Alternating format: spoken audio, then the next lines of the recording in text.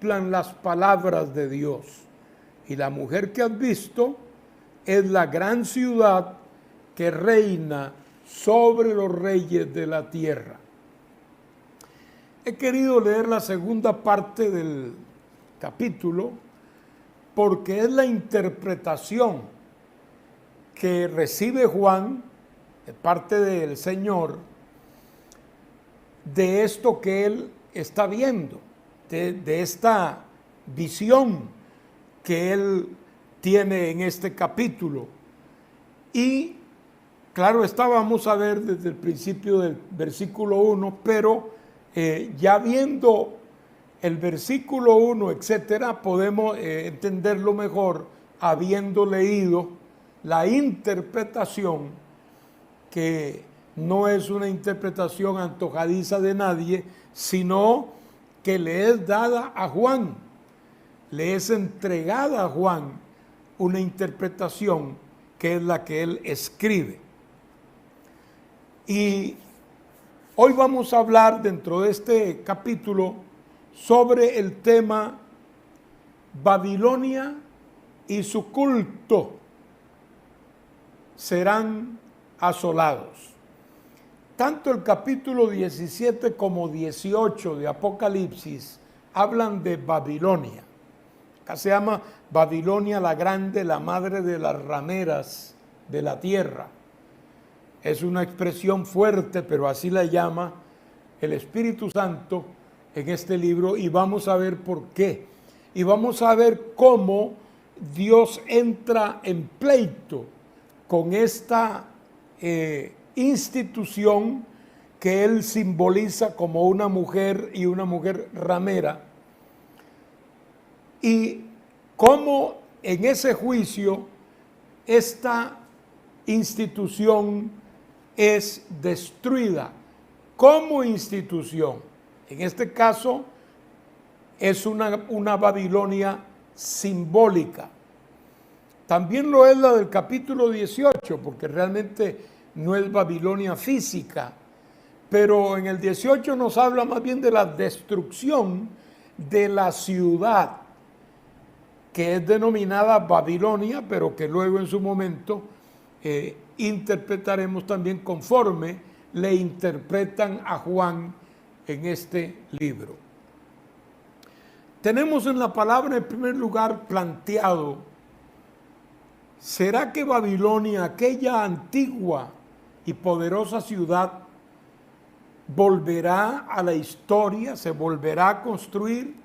¿Será esa ciudad fulgurosa, gloriosa, que una vez fue el principio de un imperio y luego fue el brillo y la gloria del imperio babilónico en esa ocasión, fundado por Nabucodonosor? Bueno, la Biblia nos responde esto. Si podemos ver en la Biblia que esa Babilonia física no puede ser esta, pues lo entenderemos entonces tal como lo estamos enseñando, que es una Babilonia mística, una Babilonia representativa y espiritual. En primer lugar tenemos lo que dice la Biblia, lo que dice Dios sobre Babilonia. Hay mucho en la Biblia, especialmente en Isaías y Jeremías. Hay otros también, otros profetas, pero estos dos hablan con mucho detalle y mucha extensión sobre Babilonia. Yo creo que no hay otra ciudad en el que se hable en una forma tan amplia como Babilonia. Es interesante eso, porque como que Dios hace un énfasis muy marcado en Babilonia o sobre Babilonia a través de los profetas. Por ejemplo, tenemos al profeta Isaías, que en el capítulo 13, versículo 19 dice: y Babilonia, hermosura de reinos y ornamento de la grandeza de los caldeos, será como Sodoma y Gomorra, a las que trastornó Dios. Y mire el verso que sigue. Nunca más será habitada, ni morará en ella de generación en generación. Está estableciendo cosas muy puntuales. Además del hecho de que esta Babilonia vendrá a ser como Sodoma y Gomorra. ¿Cómo vinieron a ser las ciudades de Sodoma y Gomorra? Pues no existen. Simplemente aún hoy no se sabe. Se puede deducir, ¿verdad?, que en las orillas del Mar Muerto, por ahí puede perfectamente haber existido esta área geográfica donde estuvo Sodoma y Gomorra, pero tampoco es algo del todo seguro. Mejor dicho, sus huellas mismas están borradas del mapa. Y aquí dice el profeta, el Espíritu Santo por el profeta, nos dice que Babilonia sería igual que Sodoma y Gomorra, y el verso siguiente dice una palabra que es muy terminante: nunca más será habitada. Amados hermanos, estamos hablando de una ciudad de gran importancia. Estamos hablando de una ciudad que era, en el tiempo que hablaron los profetas, era el centro de un gran imperio mundial. En importancia y en influencia podría ganarle a cualquier ciudad nuestra de hoy. Y que un profeta diga que esa ciudad será raída como Sodoma y Gomorra y nunca más será habitada, pues es una cosa, hermanos, de por demás muy significativa, muy grande, y que tal vez algunos se burlaban y decían, ¿cómo se le ocurre a esto? Es como que uno se parara en una esquina y dijera que Nueva York va a dejar de ser y de existir. O sea, es una cosa que muchos con solo oírlo dirían, están locos. Probablemente así le dijeron a Isaías y también a Jeremías, pero no estaban locos, estaban hablando palabra de Dios. Miren lo que dice el versículo 23 del capítulo 14. Y la convertiré, está hablando de Babilonia, en posesión de erizos y en lagunas de agua, y la barreré con escobas de destrucción, dice Jehová de los ejércitos. O sea, Dios está enojado con Babilonia y le está diciendo cosas que son únicas para ella. Dios la va a barrer. Esto de barrer quiere decir que no iba a quedar nada. Cuando uno barre, hermano, hasta el polvo lo va arrastrando. Bueno, así mismo sería en el caso de Babilonia. Este es el profeta Isaías. Hay más, pero para muestra un botón, como dice un antiguo dicho. Nos vamos a ir ahora al capítulo 50 del libro de Jeremías. En este caso, vamos a dar un brinquito ahí al libro de Jeremías. Y vamos a entrar al capítulo 50. 50.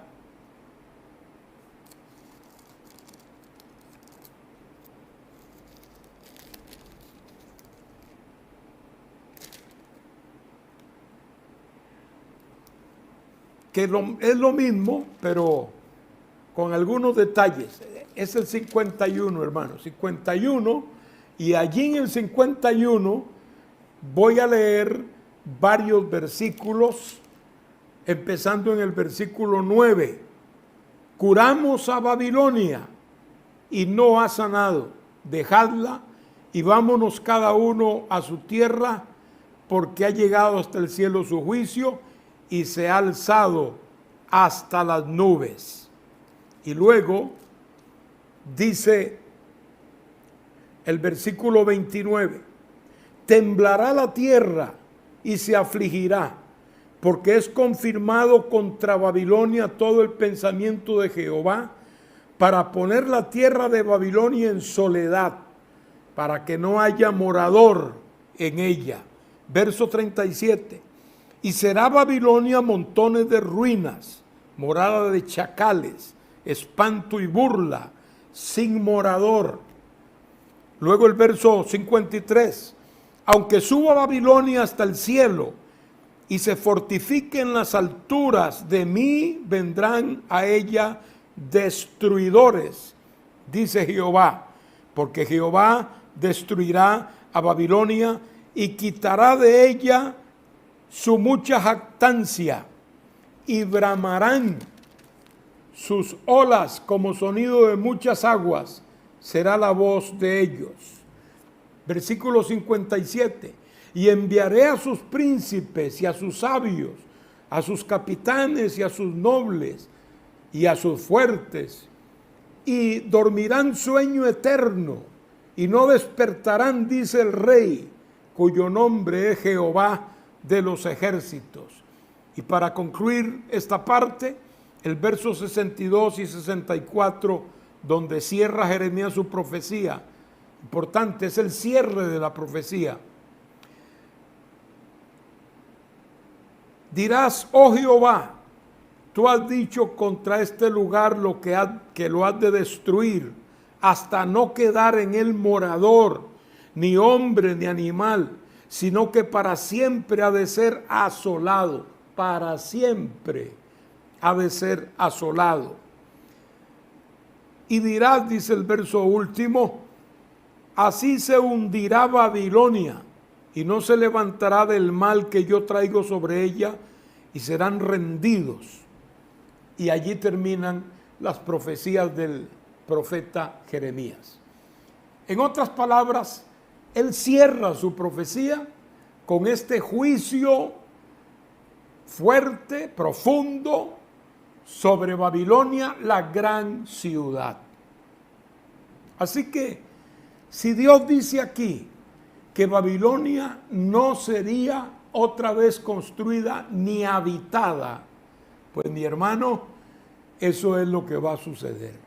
Por eso es que Babilonia, después de que pasó, después que fue destruida por los medo-persas y ya no quedó en pie esa fortaleza de la ciudad, pues cayó en un deterioro y pronto pues se olvidaron de Babilonia, y el desierto y la arena y la tormenta y muchos otros elementos la fueron enterrando y desapareció. Ya unos 130 y algo de años antes de Cristo, ya prácticamente Babilonia, no se conocían los vestigios de Babilonia.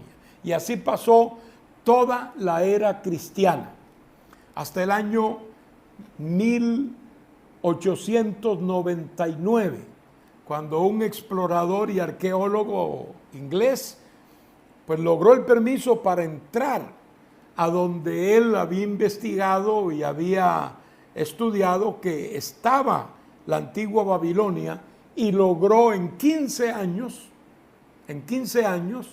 desenterrar gran parte de la ciudad, pero estoy hablando de las ruinas de la ciudad, sacarlas de el desierto, enterradas, sacarlas, y por eso se conoce cómo era la ciudad de Babilonia, porque él descubre los muros de la ciudad, se da cuenta del palacio donde estaba, además se documenta, habían muchos escritos ahí también para poder darle marco a su trabajo arqueológico. Y de hecho Babilonia era una ciudad, hermanos, verdaderamente esplendorosa. Se descubren los jardines colgantes que habían en Babilonia, una de las 7 maravillas del mundo antiguo. Una cosa verdaderamente maravillosa, un imposible humano, pero la inteligencia y el ingenio babilónico llegó a ser una realidad. Ese deseo que tenía el rey y particularmente sus reinas de tener en un desierto pues una especie de bosque, ¿verdad? Con una flora abundante, etcétera, etcétera, etcétera. Entonces descubren el templo de Marduk, el principal dios babilónico, descubren el templo de Nabucodonosor, descubren el salón de reuniones y banquetes de Belsasar, mencionado por Daniel el profeta, etcétera. Entonces, claro, después de 15 años de trabajo, es que entra la Primera Guerra Mundial y por razones políticas, pues no se pudo seguir en el trabajo y ya después las cosas cambiaron, la geografía política también hizo algunos cambios y ya no le fue posible a este investigador seguir con su trabajo. Ahora mismo está vedado también ya por el nuevo gobierno de Irak el que entren a ver esas cosas allá. Ustedes saben cómo son estas dictaduras religiosas de allá del Medio Oriente, son férreas y no se puede pasar por encima de nada ahí. Ahí la ley parece ser que no está cumpliéndose muy bien, pero tampoco a ellos les interesa cumplir leyes ni hacer que otros las cumplan, aparte de lo que ellos mismos establecen y dicen. Esa es la forma como actúan las dictaduras religiosas, que son tan peligrosas y que son tan cerradas, y más aún que las que son puramente dictaduras militares en los eventos políticos, ¿verdad? En los que una persona se hace del poder en esa forma. Dejando eso de lado, estamos viendo que lo que hay de Babilonia es lo que la Biblia dice, es decir, una ciudad asolada, una prueba evidente de que Babilonia existió, ¿verdad? Y de que fue una ciudad como un eje de un gobierno y de un imperio antiguo y también un eje de la vida religiosa. En la historia se nos dice que Alejandro el Grande quiso reconstruir Babilonia, pero como su reinado fueron como menos de 15 años, pues no tuvo el tiempo de hacerlo, lo que indica es que Dios se lo impidió. Estoy haciendo este marco histórico, hermanos, para que nos vayamos compenetrando y familiarizando con Babilonia. ¿Qué significó en la historia? Primero en la historia bíblica, pero también en la historia extrabíblica, es decir, antes de que la Biblia se escribiera o se empezara por lo menos a escribir. Ahí tenemos una Babilonia que fue, según la historia, fundada por el segundo desarrollador de civilizaciones que hubo en esta tierra, llamado Nimrod. Este Nimrod era bisnieto de Noé y nieto de Cam. Menciono a Noé para que veamos la cercanía. Después del diluvio surge esta nueva civilización, como unos 100 años después del diluvio, y este hombre desciende de una línea genealógica, apartando a Noé, que fue un hombre recto delante de Dios y un hombre de fe. Pero todos también sabemos acerca de sus hijos, entre ellos Cam. Cam obtuvo una maldición de parte de su padre. Hay quienes especulan muchas cosas sobre lo que hizo Cam, pero generalmente es aceptado que Cam tomó a su padre en burla, a reírse y a burlarse y a menospreciar a su padre, ya que Noé cometió el error de emborracharse. Muchos piensan que Noé no sabía el efecto del vino, le gustó el sabor y por ahí siguió, y entonces llegó al punto en que prácticamente perdió el sentido. Y cuando Cam, que es el que lo ve y llama a sus hermanos, dice que encontró a su padre, estaba Noé en medio de su tienda, absolutamente ebrio y desnudo. Entonces allí es donde entra la burla que hizo Cam de su padre.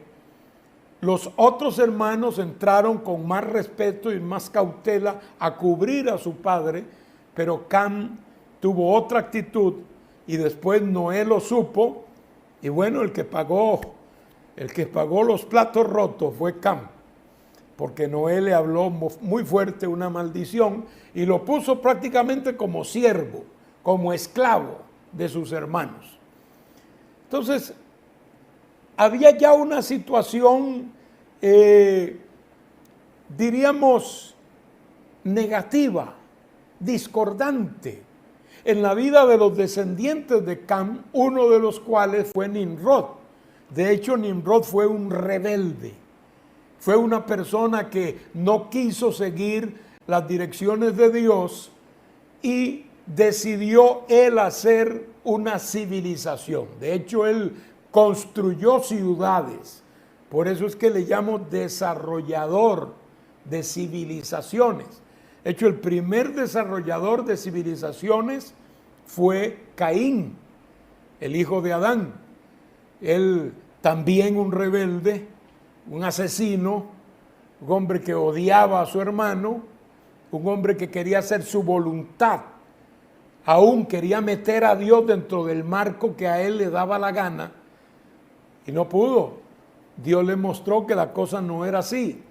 Entonces ahí tenemos ya un descarriado, el primer descarriado y el primer rebelde. Él construyó una ciudad llamada Enoc. Quiere decir que fue un desarrollador y de hecho sus descendientes, tataranietos, etcétera, fueron los iniciadores de una gran civilización llamada la civilización cainita, que tuvo como base el desarrollo de la industria. Algunos de ellos fueron industriosos. Tuvo también el desarrollo de la ganadería y agricultura, ya que se estacionaban en una ciudad y allí había que comer y había que vivir, de manera que había que construir donde viviera la gente, y se hicieron expertos en construcción y también en siembra y en cría de ganado para poder alimentar a la gente que vivía en esa ciudad. Y surge también las bellas artes, ya que algunos de ellos fueron diestros músicos, de manera que aspectos que son básicos como la industria, la construcción, la ganadería, las bellas artes, etcétera, nacen de los descendientes de Caín. Lamentablemente era una descendencia y una civilización rebelde como su fundador y terminó destruida en el diluvio. Después de ella es que surge este segundo desarrollador rebelde llamado Nimrod. Es interesante, hermanos, cuando la civilización se desarrolla sin tener en cuenta a Dios, fracasa. Puede desarrollarse y puede ser brillante y pueden levantarse personas muy capacitadas y dotadas, etcétera, pero si no se pone a Dios en el centro, están condenados al fracaso. Así lo fue antiguamente y así lo es hoy, y definitivamente lo será, queridos hermanos, porque esta civilización, con todo su encanto y con todo su avance y con toda su tecnología, va dando tumbos a gran velocidad hacia el precipicio. Esa es la pura realidad que nos enseña particularmente el libro de Apocalipsis. Así que Nimrod, pues, fue el hombre que edificó después del diluvio la civilización correspondiente. Edificó como 10 ciudades, entre ellas, y en forma primordial en la lista, edificó Babel, o sea, Babilonia. ¿A dónde la edificó? En las llanuras de Sinar. Hoy es Irak. Allí edificó Nimrod la ciudad de Babel. Una de las cosas que se descubrieron en el templo de Marduk, al lado del palacio de Nabucodonosor, en Babilonia, en las ruinas que se descubrieron, fue algo de lo cual ellos estaban orgullosos, y era la piedra yo diría parte del fundamento de donde empezó la construcción de la Torre de Babel.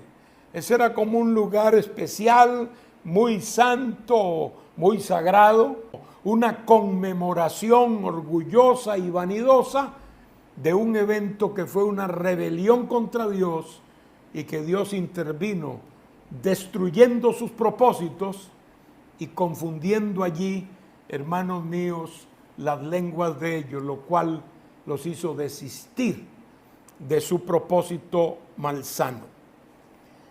Ahora les quiero hablar, porque les he hablado de la Babilonia mística, esta Babilonia que es un sistema, que es la que está en el capítulo 17, ahí donde estamos, y les he hablado de la Babilonia física, la verdadera Babilonia, la ciudad de Babilonia en sus orígenes, a grandes rasgos, porque yo no me he propuesto, hermanos, al dar estos estudios, entrar en todos los detalles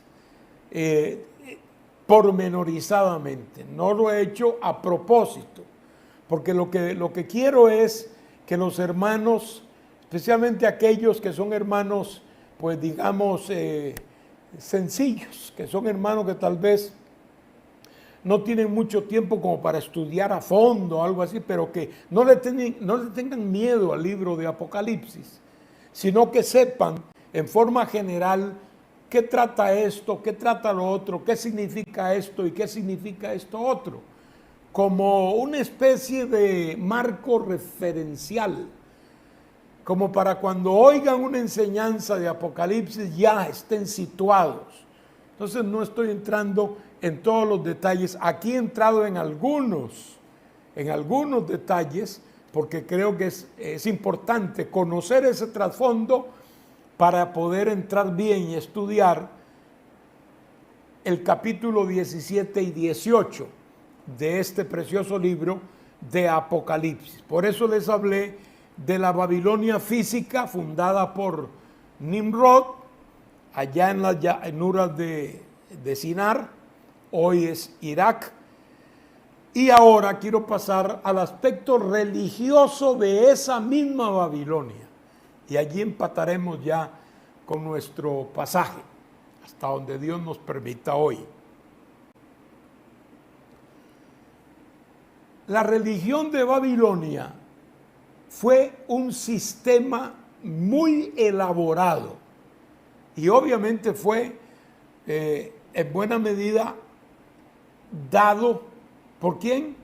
Pues dado por el diablo a Nimrod, sin duda alguna, porque aquel sistema religioso era una aberración total y absoluta de lo que el mundo tenía como revelación de Dios hasta ese momento. Ya habían pasado muchos años, muchos cientos de años, pero todavía era fresco el Edén, la creación y algunas obras poderosas de Dios, el mismo diluvio, etcétera. Así que la gente conocía cierta parte de la revelación de Dios y entendían que había un solo Dios. Eso es muy importante. Un solo Dios. Pero Nimrod fue el que el diablo usó para empezar. Digo para empezar porque después otros agentes intervinieron para hacer ese sincretismo que desde la antigüedad se conoce, es decir, unos adorando un Dios, otros adorando otro Dios, creyendo esto, creyendo lo otro, supersticiones, supercherías, idolatría, etcétera. Eso fue el desarrollo de esta semilla que sembró Nimrod, creando para su civilización y para su gran ciudad un sistema religioso que sirviera a sus propósitos. Es así que tenemos allí la participación de tres elementos que son esenciales en la construcción de esa aberración religiosa. Nimrod mismo, su esposa llamada Semiramis, y Tamuz, el hijo, pues que no era hijo de Nimrod, pero era hijo de Samiramis, o sea que era un hijo, diríamos, ilegítimo, ¿no? En eso ella tejió todo un invento y una doctrina mentirosa para querer hacer pasar eso como algo que tenía que suceder. Entre esos tres van a formar, y después que muere Nimrod sigue Samiramis y Tamuz, obviamente.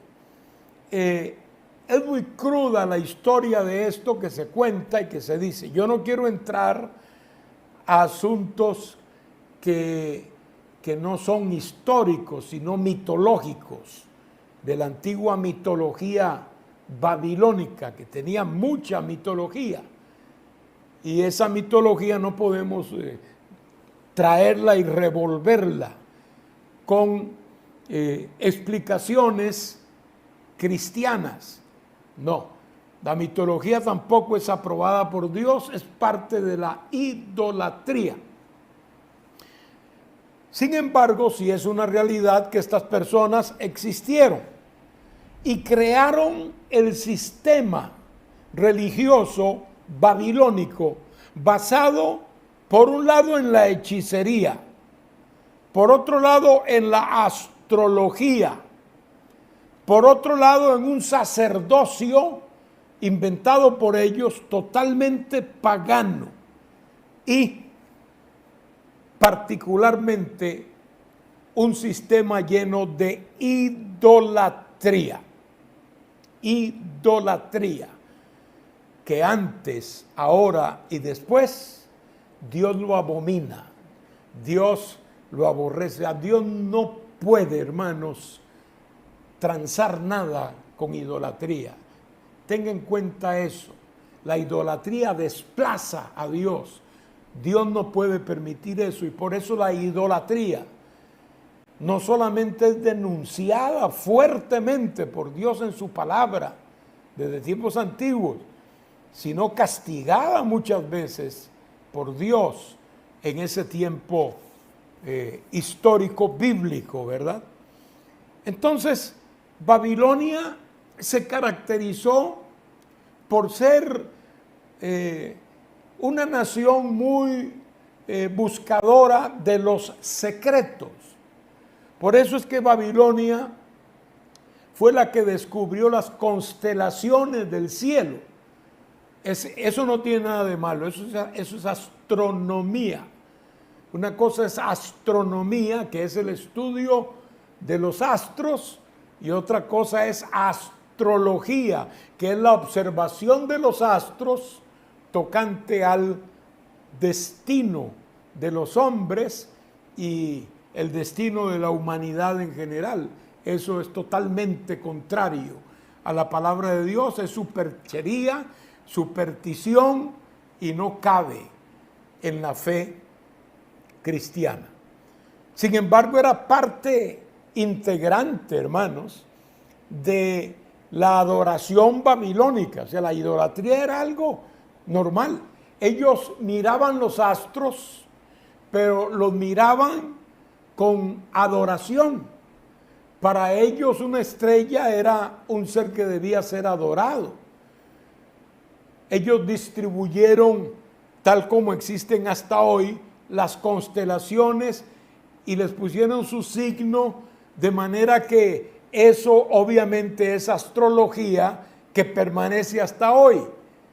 Hoy en día hay algo que se llama el horóscopo, que viene hablando de los signos zodiacales. Esos signos del zodiaco los inventaron los babilonios, son parte de su idolatría y de su astrología. Nosotros no estamos de acuerdo con la astrología.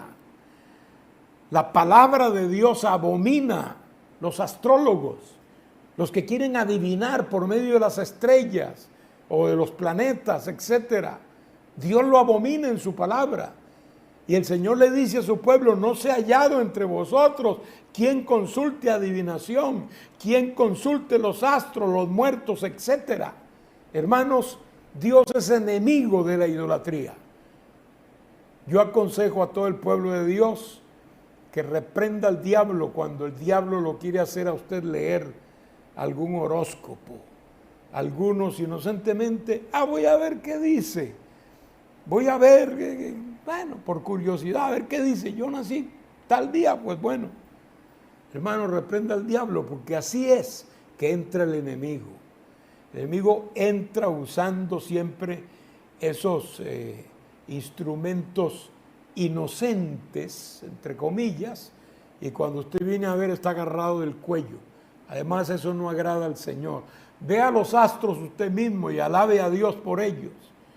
Hay una parte que es buena, el estudio de los astros que iniciaron los babilonios, que es buena, es saber la ubicación de los astros, ¿verdad?, etcétera. Todo ese estudio realmente es fascinante, pero no los aspectos de astrología. Cuidémonos en ese sentido, amados hermanos.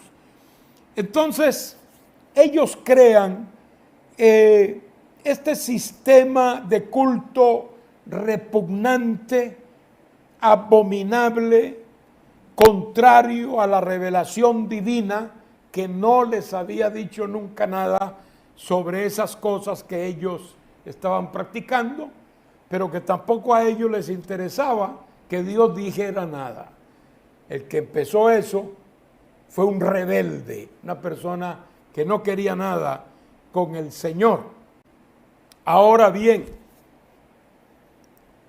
ese sistema religioso babilónico, preñado de idolatría, de astrología, de espiritismo, de hechicerías, etcétera, etcétera, etcétera, fue tan influyente, no solo para las generaciones que vivieron en esa Babilonia, sino para las generaciones humanas en el transcurso de la historia. Y llegó a ser, repito, tan influyente que fue asimilable a muchos otros reinos e imperios posteriores. Según la cultura de cada reino, se cambian a veces nombres y algunas figuras. No obstante, los principios de la religión babilónica atraviesan en forma transversal por los sistemas de gobierno más antiguos hasta llegar con clarísima verdad hasta el Imperio Romano, que fue el último imperio que como tal gobernó el mundo. Es decir, tanto el Imperio Medo-Persa como el Imperio griego, como el Imperio romano, fueron permeados por la cultura religiosa babilónica. Toda aquella mitología de los griegos y toda aquella mitología romana se funde en una sola religión, que para ellos cambiarle el nombre a un Dios pues era simple, solo se le cambiaba, pero estábamos en la misma línea, estábamos en el mismo marco de referencia que venía desde la época babilónica. Es así, hermanos, que Roma, ya para estacionarnos un poquito en algo más actual, entre comillas, y más conocido, llega a ser el centro religioso mundial, pero no de la noche a la mañana. Roma empezó en el primer siglo antes de Cristo. Algunos lo ponen en el 37 por allá, otros lo ponen mucho más allá, un siglo y algo antes, porque Roma, de hecho, estuvo junto con Grecia un tiempo. Así que allí se cuenta no como imperio. Pero el imperio, aquel que funda Augusto César, el emperador primero que tuvo Roma, ¿verdad? César Augusto,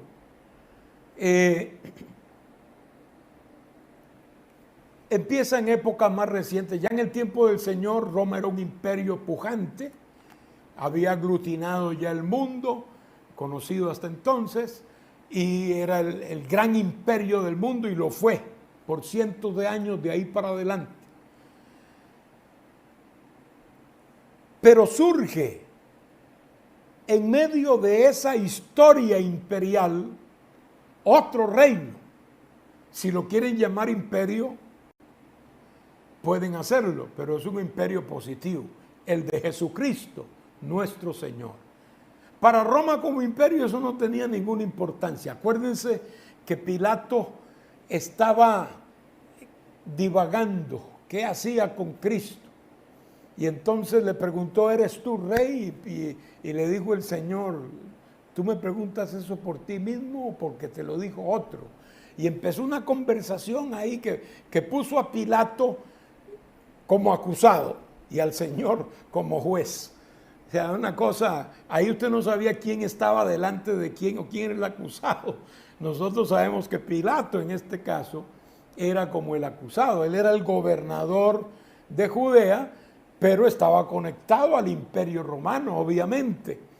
Y pues cuando Jesús le dice, sí, yo soy rey, para eso he nacido.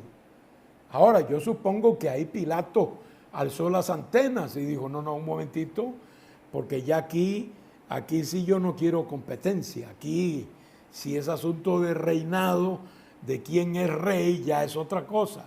Pero Jesús le dijo, este coloquio lo estoy haciendo yo, todos sabemos que en la Biblia no está ese detalle que acabo de decir, pero yo supongo que en la mente de Pilato había todo eso. Ahora el Señor le contesta y le dice, mi reino no es de este mundo. Y ya yo supongo ahí que Pilato descansó. Pilato dijo, este es otro loco de esos que dicen que hay algo allá arriba y que la muerte no termina con todo. Y de esos locos extremistas y fanáticos. De esos han habido muchos y siempre habrán, así que le perdió importancia. Para él, ya de ahí para adelante, pues Cristo era pues un fanático más, casi un loco más para él. Pero lo que el Señor le estaba diciendo era maravillosamente cierto, que si lo hubiera podido captar este Pilato, no estaría hoy en el infierno, tal como está. Simplemente no estaría. Todos sabemos que terminó suicidándose unos años después por intrigas políticas. Entonces, ocurre el levantamiento de este imperio en tiempos en que el Señor también levanta e instituye su reino en esta tierra. Pero sucede, hermanos, que como era un reino no de este mundo, pues el mundo se le vino encima. Y todos sabemos lo que aconteció desde que los apóstoles empezaron a ganar a otros para Cristo, empezó la persecución y hubieron emperadores como Nerón y después el que le siguió, que fue Domiciano, que fueron enemigos absolutos del cristianismo. De hecho, Nerón decapitó a Pablo y también a Pedro y a muchos cristianos. Los cristianos sufrieron con Nerón una persecución encarnizada, pero peor fue la del que vino después de Nerón, el emperador Domiciano. Esto fue terrible porque él era inclinado a que le reconocieran como Dios. De hecho, los emperadores, los césares romanos, eran dioses teóricamente hablando. Y algunas veces daban ese énfasis, como este emperador Domiciano, al punto de que él dice, me van a poner imágenes en todo mi imperio. Esto era una ofensa para muchos otros países. Y aún hoy hasta hay cierta aversión a tener esas estatuas de emperadores de Roma en algunos lugares que no son Roma. Como Grecia y otros puntos del mundo. En aquel tiempo tenían que hacerlo, tenían que distribuir la imagen de el emperador por el mundo, y Domiciano dice, y todo el mundo tiene que adorar, todo el mundo tiene que inclinarse, todo el mundo tiene que llevar ofrendas, como decir flores o algún sacrificio pequeño ante esa estatua, porque es la divinidad. Esto fue terrible porque los cristianos nunca lo iban a hacer. Los cristianos se negaron, abrieron catacumbas, se escondieron, prefirieron renunciar a la luz del sol, al aire libre, renunciar a la sociabilidad, renunciar a todo y meterse en unas cuevas que ellos mismos construían y que erróneamente hoy en Roma enseñan que eran tumbas. Sí, ahí también se enterraban porque no podían salir a enterrar a sus muertos tampoco.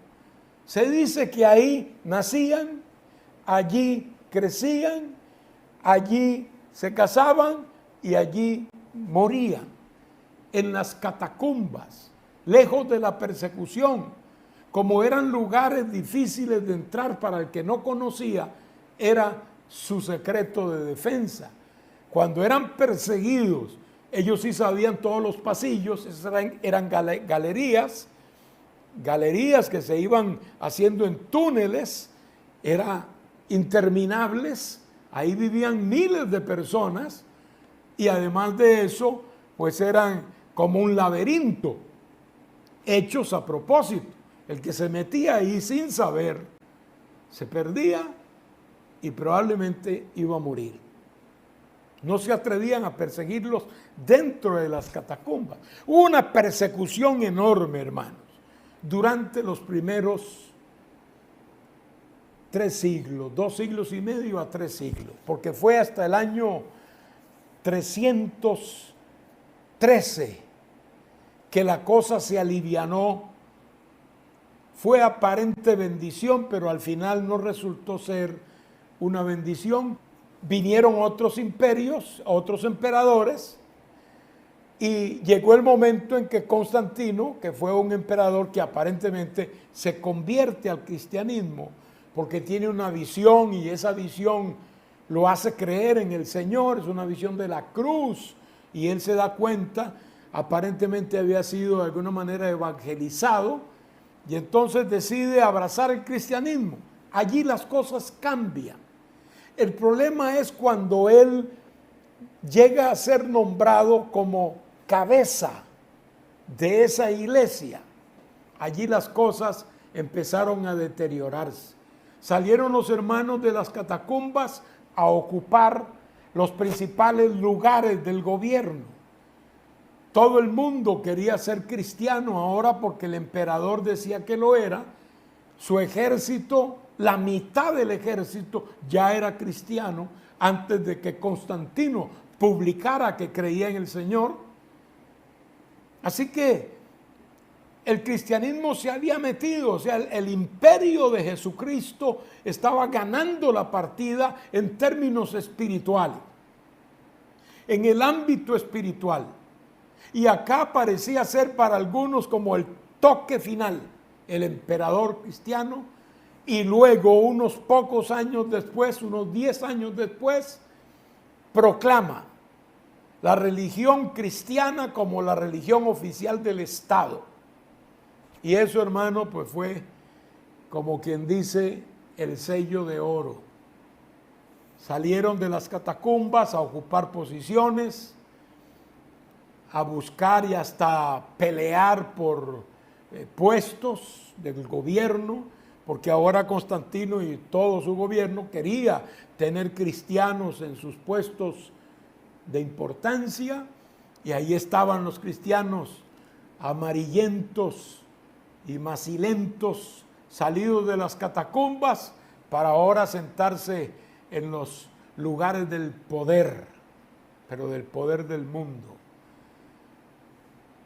Eso dañó la parte espiritual de la obra de Dios, y es allí donde surge la religión tradicional. Realmente es allí. porque la iglesia tradicional no empezó en Pentecostés. Allí empezó la iglesia evangélica primitiva.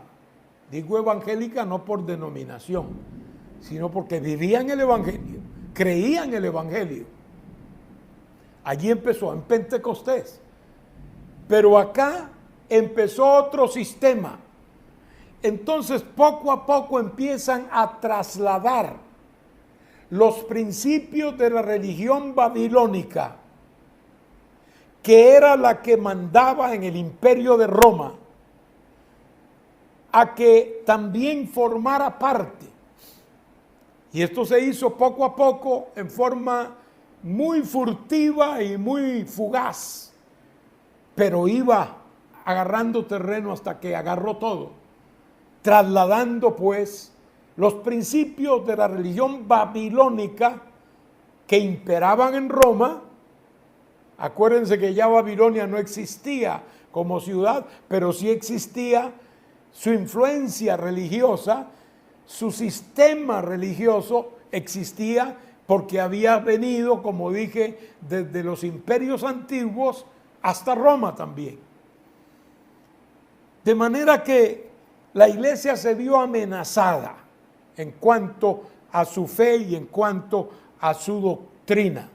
Y el romanismo en este tiempo, a partir del siglo IV, es el que empieza a penetrar el cristianismo con una serie de dogmas y doctrinas totalmente antibíblicas.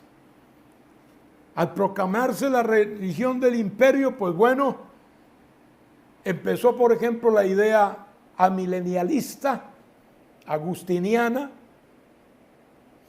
que creía, y todavía lo cree la iglesia tradicional católica, que Cristo no viene por su iglesia a arrebatar su iglesia, que Él vendrá, pero vendrá para establecer, ya para tomar el reino, y que entonces ahí juzgará y apartará los unos de los otros. Confunden el juicio de las naciones con el juicio final, que son dos cosas totalmente distintas, y vamos a verlo cuando lleguemos ahí pronto, en el transcurso de los estudios. Y el amilenialismo, o sea, que no cree en el milenio, piensa que no hay realmente un reino, sino un reino en el cielo. O sea, que viene el Señor por su iglesia y se la lleva, y ya en el cielo empieza el reino y se acabó la historia. Eso no es lo que enseña la palabra de Dios, porque esta doctrina amilenial, o sea, que no cree en el milenio y que adopta el catolicismo y muchas iglesias evangélicas tradicionales también, lo que enseña es que la iglesia se tiene que ir adueñando, entre comillas, del mundo. Tiene que ir conquistando el mundo poco a poco, paso a paso.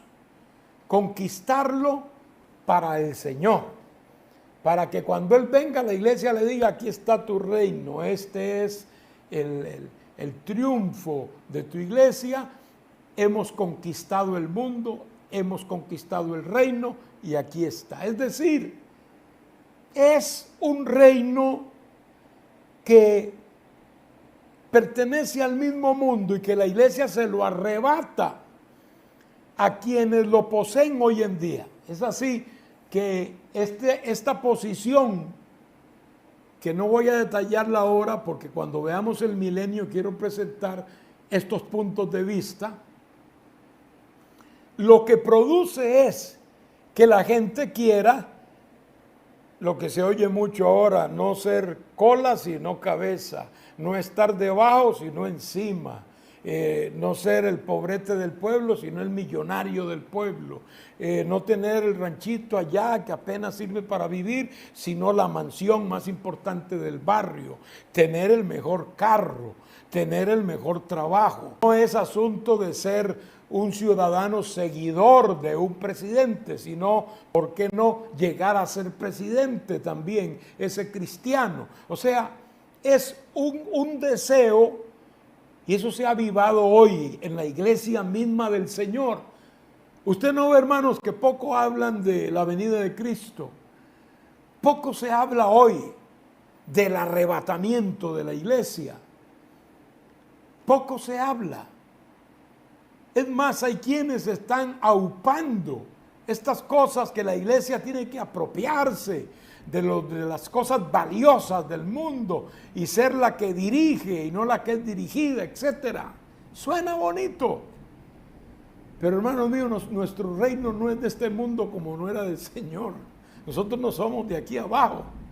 Se les olvida que nosotros estamos buscando un reino y una ciudad cuyo arquitecto y fundador es Dios. Yo no quiero ningún edificio en Paitilla, ni en ningún otro lugar de aquí, ni de ningún sitio. Lo que quiero es predicar la palabra, hacer la obra de Dios, ganar almas para Cristo. Eso es lo que quiero. Lo demás es añadidura y tampoco debo poner mi vista en eso. Obviamente Dios bendice y no es que el Señor nos quiera ver en la extrema pobreza o nos quiera estar ahí sin comer o sin poder pagar las cosas que debemos pagar. No, no ese es el caso, tampoco ese es. Ese es otro extremo. Pero no es el asunto de cambiar de foco el mensaje y cambiar de foco nuestra esperanza, hermanos. Tenemos que predicar al Señor, tenemos que ver el reino de Dios, pero no aquí abajo, sino en el cielo y en la tierra subsiguientemente también, pero el reino no es de aquí abajo, el reino es el reino de los cielos. En esto, aquella iglesia empezó a fallar, porque empezó a ser inyectada, empezó a ser inoculada con esta idea de que la iglesia tenía que ser grande. Entonces el catolicismo lo entendió así, y ustedes saben que el catolicismo romano, así se llama, se apropió del mundo en aquí, no por 4 o 5 años, estamos hablando de cientos y cientos de años, hermanos. Y si ciertas cosas no hubieran cambiado, todavía estarían en ese poder. Y no como un poder religioso, no, como un poder religioso político. Porque entonces había que usar la política, había que meterse de lleno y adueñarse de las riendas de la política. Todo el mundo sabe que hasta en el tiempo de los emperadores, los papas eran los que mandaban en el mundo. Y lo que decía un papa era como la voz de Dios para el resto del mundo. Eran cosas, hermano, verdaderamente insólitas.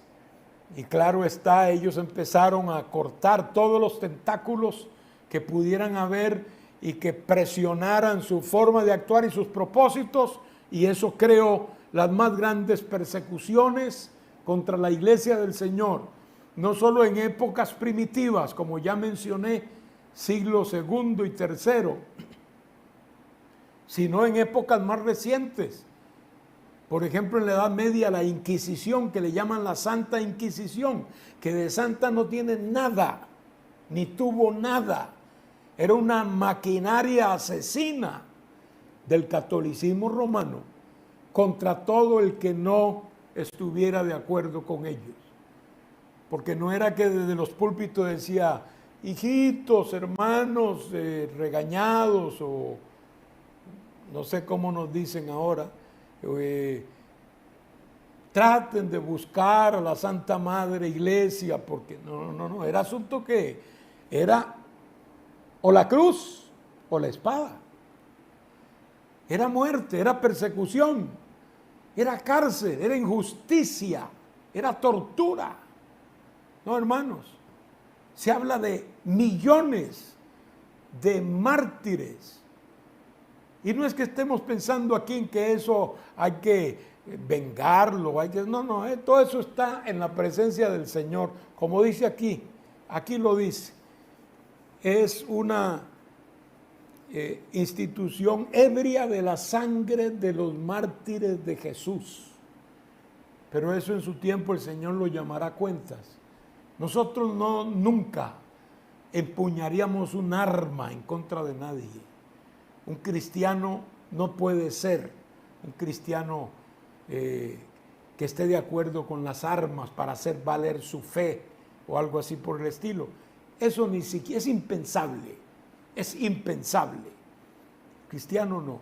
Pero estas ínfulas que la iglesia de aquel tiempo recibió de querer apropiarse del mundo, y lo logró por muchos cientos de años, lo logró, porque aún en nuestros países, hermanos, aún en nuestros países, hace solo unos cuantos años todavía, estamos hablando de 40, 50 años quizá, el catolicismo tenía una influencia política tal y una maquinaria tan avasalladora que había persecución, y todavía en algunos países existe tal persecución. Lo decimos en aras de la historia. Saben ustedes que la misma Iglesia Católica reconoce que cuando se habla de Babilonia, aquí en el libro de Apocalipsis, se está hablando de la Iglesia Católica. Y los teólogos, algunos de ellos serios, gente de estudio, lo dice. Aquí se está hablando, y lo vamos a ver, ya no vamos a verlo hoy porque no nos va a dar el tiempo, pero si en la próxima, la descripción y el marco que presenta la Biblia en Apocalipsis sobre esta Babilonia no cabe en ninguna otra ciudad del mundo, solo cabe en Roma, nada más. Y eso lo vamos a comprobar allí con la Biblia, y muchos teólogos católicos así lo expresan. Es más,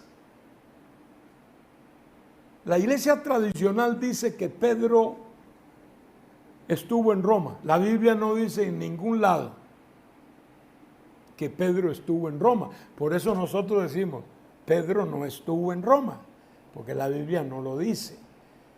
Pablo sí estuvo, no Pedro. Se basan en el capítulo 5 de Primera de Pedro. Allí en ese capítulo, en el versículo 13, se presenta un saludo de Pedro, porque el que está escribiendo ahí es Pedro. Y él escribe diciendo: los de Babilonia os saludan. ¿Por qué dice Pedro los de Babilonia? Si Babilonia no existía, los creyentes usaban ese nombre para camuflajear el nombre Roma. Eso era común entre el pueblo del cristiano. Pedro no está diciendo que él está en Babilonia, sino que los de Babilonia os saludan. Entonces, la iglesia tradicional dice que por eso es que Pedro estuvo, porque él estaba ahí, estaba saludando porque estaba ahí con ellos. Los de Babilonia les mandan saludos. Quiere decir que estuvo en Roma, dicen ellos. Exactamente, porque en cuanto a la interpretación, porque Babilonia en el Nuevo Testamento es Roma. Y eso es algo que está reconocido. Y todos los estudiosos bíblicos, prácticamente todos los estudiosos bíblicos serios, de posición clara dentro de la palabra y sana, están de acuerdo en que acá se está hablando no de Babilonia física, sino del sistema babilónico basado desde Babilonia y estacionado en Roma, el cual pasó por efecto de del César romano a la iglesia cristiana, la tal vez sin darse cuenta ni lo que estaba haciendo. Por eso dije que fue maldición, porque mejor se hubieran quedado en las catacumbas que en los grandes aposentos del gobierno romano, porque allá perdieron la espiritualidad y perdieron de vista al Señor Jesucristo, mientras que allá en las catacumbas todo el tiempo vivían sirviendo y alabando al Señor. Vamos a quedar aquí, hermanos.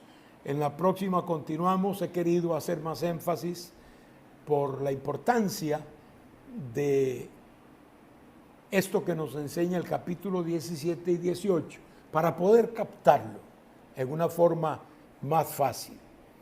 Y yo creo que ahora, pues, los que no habían oído esto, pues ahora dicen, bueno, tengo ahora un concepto de dónde salió esa Babilonia.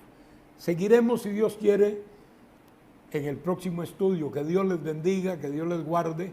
Saludos para todos, amados. A todos los compañeros, un abrazo en el amor de Cristo. Vamos a orar. Padre, te damos gracias, Señor, porque nos has dado este privilegio de compartir tu palabra. Nos has permitido, Señor, hablar de estos temas que sabemos que en algunos casos disgustan a algunos, pero que es tu palabra lo que tenemos que enseñar, Señor. No podemos callar aquello que está revelado en tu palabra y tenemos que decir cosas que han acontecido, Señor, para no caer en los mismos errores y al mismo tiempo para denunciar el extravío, el pecado, la falla a través de la historia de muchos que tienen que dar cuenta a Dios un día, Señor. Te pido que bendigas a tu pueblo, guarda a tus hijos, en tus manos encomendamos nuestra vida, Padre, en el nombre de Jesús. Amén.